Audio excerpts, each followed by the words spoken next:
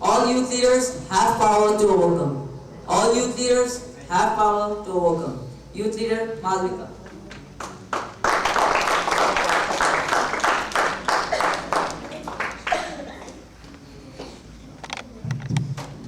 Am I audible at the back?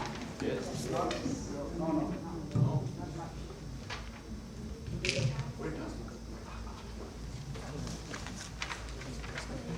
Am I audible at the back? How many of you are privileged to wear a good clothes? How many of you are privileged to get 2 times a meal a day? All of us, right?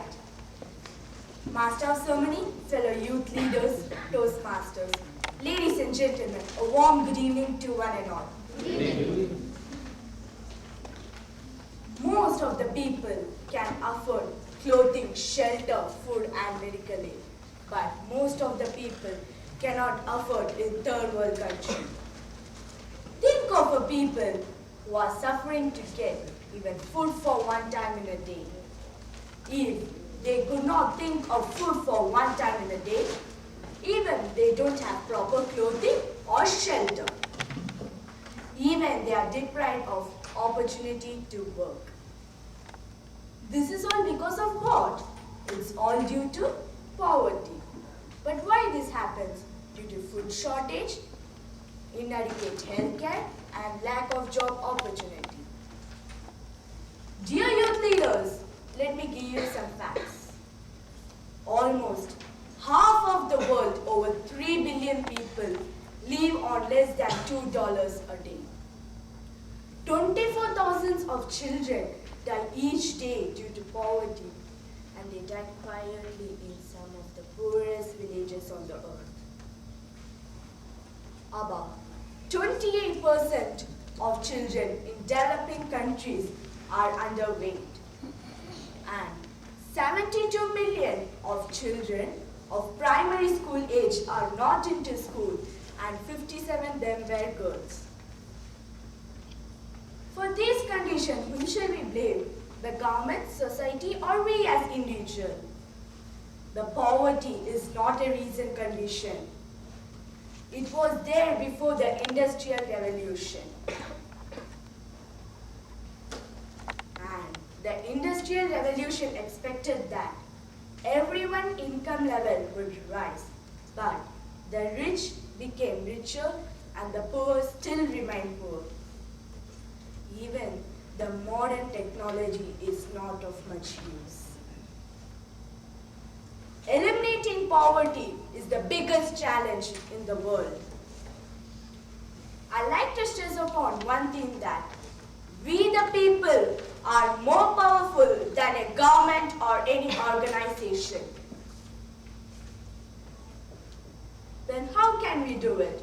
Microfinance for the education, fight against corruption, and should teach some benefit handcrafts for their income, such as basketing, weaving, and knitting, and so on.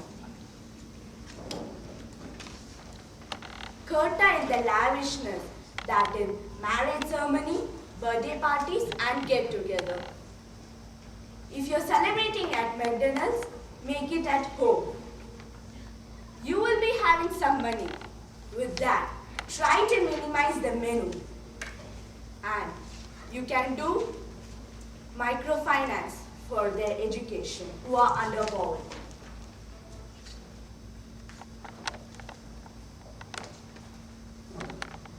Do you know everybody what our elite Toastmasters Club do a little contribution? During the break, they serve the food packets in a packet, and it helps not to throw any food. And some of the families even take 5 packets at last if it's remaining. Dear youth leaders, let me ask you one question. Do you all get pocket money from your parents? No. Yes. Some are telling yes and some are telling no, but everybody get it. With that money, you you can spend it to the needy people. And with your old clothes, instead of throwing it as you grow taller and taller each year, with that clothes, you can give it to the needy because many of them don't have clothes. With your old textbooks, I have seen many children tearing their textbooks into pieces. With that, don't tear it. If it has become old, you can give it to the needy people to educate them like us. I'm so sad that even with the modern technology, we could not eradicate poverty because the modern technology did not unite together with its brilliance. This message should not be limited only in this room. It should spread to Africa, America, and other parts of the world. We should aim for no more hunger and no more disease. This will happen when we all stand together in a group and start realizing that we can eradicate poverty. I give a call to all the members present here to come out and help the needy so that everybody in this world can live happily. We have what we want, but they need what they want. Over to you, Master of Ceremony.